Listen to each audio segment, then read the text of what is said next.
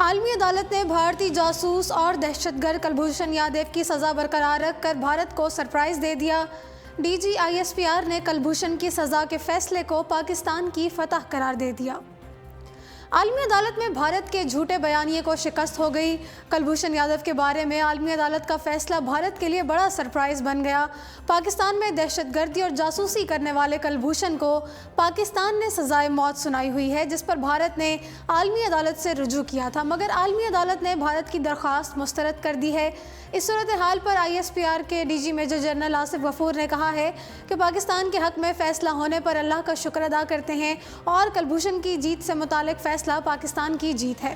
D G I S P R کا کہنا تھا کہ کلبھوشن پاکستان کا بھارت کا حاضر سروس افسر ہے۔ ہمارا یہ موقف مانا گیا اور دنیا نے دیکھ لیا کہ بھارت کا پاکستان میں کیا کردار ہے۔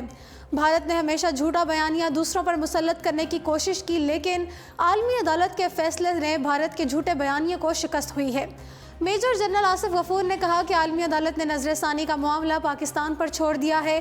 قانون کے مطابق کلبھوشن سے متعلق حکومت جو فیصلہ کرے گی اس پر عمل کریں گے، جبکہ آرمی چیف کا کہنا ہے کہ قانون کے مطابق ہی فیصلہ ہوگا۔ واضح رہے کہ عالمی عدالت انصاف نے بھارتی جاسوس کلبھوشن یادیو کی بریت کی بھارتی درخواست مسترد کر دی ہے، جبکہ دوسری جانب پاکستان کلبھوشن یادیو تک قونصلر رسائی نہیں دے گا۔ عالمی عدالت کے فیصلے کے باوجود پاکستان پر کلبھوشن یادیو کو قونصلر رسائی فراہم کرنے کی پابندی نہیں ہے۔ عالمی عدالت نے جہاں بھارت کی بریت والی درخواست مسترد کی ہے، وہیں بھارت کے حق میں اتنا فیصلہ سنایا ہے کہ کلبھوشن یادیو کو قونصلر رسائی دی جائے۔ تاہم یہ بھی پاکستان پر منحصر ہے کہ کلبھوشن یادیو تک قونصلر رسائی دی جائے گی یا پھر نہیں۔ پاکستان چاہے تو کلبھوشن تک قونصلر رسائی دینے سے انکار کر سکتا ہے۔ واضح رہے کہ عالمی عدالت نے فیصلہ سنایا ہے کہ کلبھوشن یادیو بھارتی دہشت گرد ہے اور اس کا حسین مبارک پٹیل کے نام سے موجود پاسپورٹ بھی اصلی ہے۔ عالمی عدالت انصاف کے جج عبدالقوی احمد یوسف نے جب بھارتی جاسوس کا کلبھوشن یادیو کیس کا فیصلہ پڑھ کر سنایا تو اس وقت عدالت میں اٹارنی جنرل انور منصور کی قیادت میں پاکستان کی ٹیم، ڈی جی سارک اور ترجمان دفتر خارجہ ڈاکٹر فیصل پر مشتمل پاکستانی وفد موجود تھا۔ جج کا کہنا تھا کہ میں مقدمے کی تفصیلی شقوں کی طرف نہیں جانا چاہتا۔ بھارت نے ویانا کنونشن کے تحت قونصلر رسائی مانگی ہے۔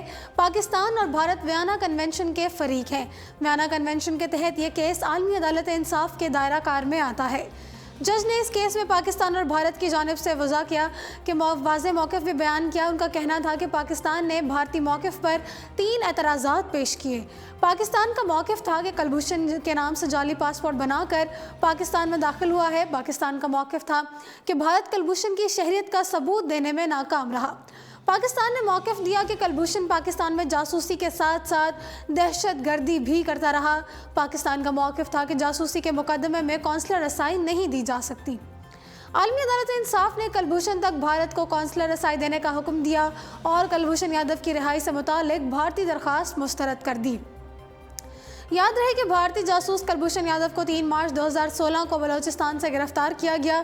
کلبھوشن یادیو تسلیم کر چکا ہے کہ وہ بھارتی خفیہ ایجنسی را کا ایجنٹ ہے، جسے پاکستان میں دہشت گرد اور تخریب کاری کے لیے بھیجا گیا تھا، جس کے بعد اس کے خلاف باضابطہ مقدمہ بھی چلایا گیا۔ پاک فوج کے field general court marshal K ذریعے کلبھوشن یادیو کا ٹرائل ہوا اور 10 اپریل 2017 کو جرم ثابت ہونے پر بھارتی جاسوس کو سزائے موت سنائی گئی۔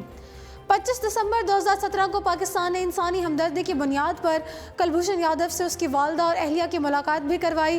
کلبھوشن کے بیانات کی بارہا تردید کرنے کے بعد 8 مئی 2017 کو بھارت نے عالمی عدالت میں انصاف سے رجوع کر کے کلبھوشن یادیو کی سزا پر عمل درآمد روک کر اس کی رہائی کا مطالبہ کیا، جبکہ سزائے موت کے خلاف کلبھوشن یادیو نے رحم کی اپیل بھی کی۔ پاکستان کی عدالت سے سزائے موت کے فیصلے کے بعد بھارت نے کلبھوشن یادیو کی بریت کے لیے عالمی عدالت میں درخواست دائر کی تھی۔ کلبھوشن کیس کی سماعت 18 سے 21 فروری تک ہوئی، جس میں بھارت اور پاکستان کے وفود نے شرکت کی تھی۔ رواں سال 21 فروری کو دی ہیگ میں عالمی عدالت نے انصاف نے بھارتی جاسوس کلبھوشن یادیو کیس کی سماعت 21 فروری کو مکمل کی تھی۔ پاکستانی وکلاء کی جانب سے مزید دلائل دیے جانے کے بعد عدالت نے کیس کا فیصلہ محفوظ کر لیا تھا۔ بھارت نے 10 مئی 2017 کو عالمی عدالت انصاف میں سزائے موت پر عمل درآمد روکنے کی درخواست دائر کی تھی، جس کے بعد عالمی عدالت انصاف نے کلبھوشن کیس میں اپنی رولنگ دیتے ہوئے کہا تھا کہ پاکستان بھارت کو کلبھوشن تک قونصلر رسائی دے اور امید ہے کہ پاکستان عالمی عدالت کا مکمل فیصلہ آنے تک کلبھوشن کو سزا نہیں دے گی۔ सितंबर 2017 में भारत ने आलमी अदालत में कुलभूषण केस पर तहरीरी जवाब दाखिल किया था, जबकि पाकिस्तान ने दिसंबर 2017 को जवाबी दावा में भारतीय इल्ज़ामात को मुस्तरद कर दिया था। कबल अज़ीब 5 मार्च 2019 को वज़ीर आज़म इमरान खान को आलमी अदालत इंसाफ में भारतीय जासूस कुलभूषण यादव केस की कामयाबी के पैरवी के सिलसिले में अटॉर्नी जनरल पाकिस्तान अनवर मंसूर ने वज़ीर आज़म को ब्रीफिंग दी थी। इस हवाले से आपको बताते चलें कि आलमी अदालत इंसाफ में पाकिस्तानी जज जस्टिस तसद्दुक़ हुसैन जिलानी ने कौंसलर रसाई के फैसले पर इख्तलाफी नोट में कहा है कि वियना कन्वेंशन जासूसों और दहशतगर्दों पर लागू नहीं होता। आलमी अदालत इंसाफ के फैसले में अपने इख्तलाफी नोट में तसद्दुक़ जिलानी ने कहा है कि वियना कन्वेंशन लिखने वालों ने जासूसों और दहशतगर्दों को शामिल करने का सोचा भी नहीं होगा। वियना कन्वेंशन जासूसों और दहशतगर्दों पर लागू नहीं होता। अदालत को भारतीय दरख्वास्त पर काबिल कबूल समाअत करार नहीं देना चाहिए था। भारत मुकदमे में हकूक़ से नाजायज़ फ़ायदा उठाने का मुर्तकिब हुआ है। जी नाज़रीन, फ़िलहाल उर्दू पॉइंट स्टूडियो से इतना ही।